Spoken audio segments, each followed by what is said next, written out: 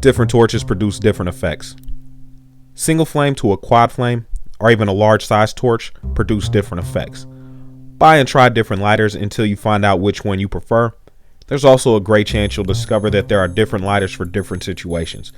For instance, a single flame lighter will produce the biggest hits when aimed properly, but it's the slowest method and it's the biggest compromise in discretion.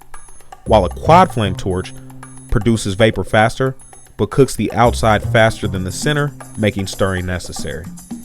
Roll the vape cap on a tabletop to heat. For some, the twisting of the Dynavap can be problematic.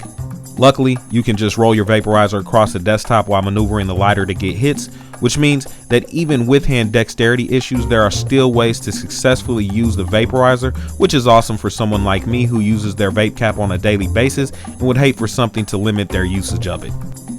Hemp fiber filters keep the condenser clean and reduce the heat. When going for the heaviest hit you can get, sometimes the vapor can be warm, and the cool thing is you can use some hemp fiber to make a filter, not only to reduce the heat, but it also keeps the condenser particle free, making the reclaim that much more sweet. If you have a titanium tip, you can use the adjustable bowl feature to sandwich the fiber between the grooves, making this a hack that works very well and keeps things neat. Torch placement. We all know the lower you aim on the cap, the higher the temp, but there are also some other factors to consider when looking for the perfect hit. For starters, I place the cap above the flame so that the flame isn't bathing in the cap. Instead, I like to brush the cap with the flame. When the cap is saturated in the flame, it lowers the accuracy of where you're aiming at.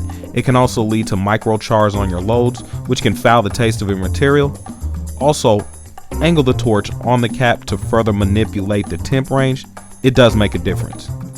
Metal makes the cap cool faster. To cool a hot cap faster, you can always place it on a magnet or any metal surface to cool the cap faster than air alone. The metal seems to absorb the heat right from your cap. This is especially handy when you need to store it in a pinch. If you use your vape cap in your car, your change dish or ashtray can be the perfect location to cool the cap quickly. Learn your heat cycles and cooldowns. The Dynavap has the click to idiot-proof the flame power vaporizer. There are different methods to heating and different ways to get to know your device. Getting to know how long you generally have to heat before you hear the click is good to incorporate into memory for a number of reasons.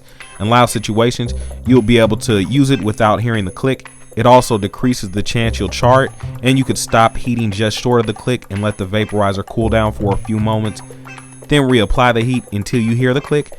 Doing this increases cloud production, but also makes the taste degrade faster. Air vents. The vents in your car, or even the fans or the air conditioner streams in your house, can be used to quickly cool the cap. The car vent being the most practical in my case. Even on days where it's chilly out, the warm air that comes out of the vent will still generally cool the cap as well, which is great for making sure the cap is safe before placing in your pocket. That thin pocket material gives no fuck about your thighs. Spinning rate. At this point in the game, you should be familiar with different torches and draw speeds to increase cloud production, but also as important is spinning rate. The faster you spin, the longer it takes the cap to heat. The longer it takes the cap to heat, the better the heat can penetrate the load. On the flip side, the slower you spin can create hot spots, and this will cause your cap to reach temp faster, making stirring necessary more often. Respect the click. It's in the instruction booklet and not a hack, right? True, but it also needs to be stated. Respecting the click is an important step to learning your device. Once you've mastered it, you can push the cap, but this will cause it to degrade faster and is generally a bad habit as the amount of scorch loads increase. So respect the click or the click will find you and fuck you up. Rolling paper over the intake. No judgment on why you would still have some of these around, but whether the fresh pack or the relic, a rolling paper is a great way to semi-permanently fix the intake's air ratio on a non-Omni model. It also allows your cap to still fit into the tube, so give the old papers a lick and give your skills a try at wrapping again.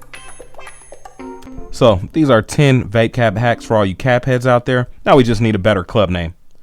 2, 3, and 10 are from the pages of Fuck Combustion. So check the thread out, lots of great info. Also, let's fill the comment section up. Please let me know what you want to see next, and I'll keep pushing these out. Thanks for watching, and subscribe if you haven't.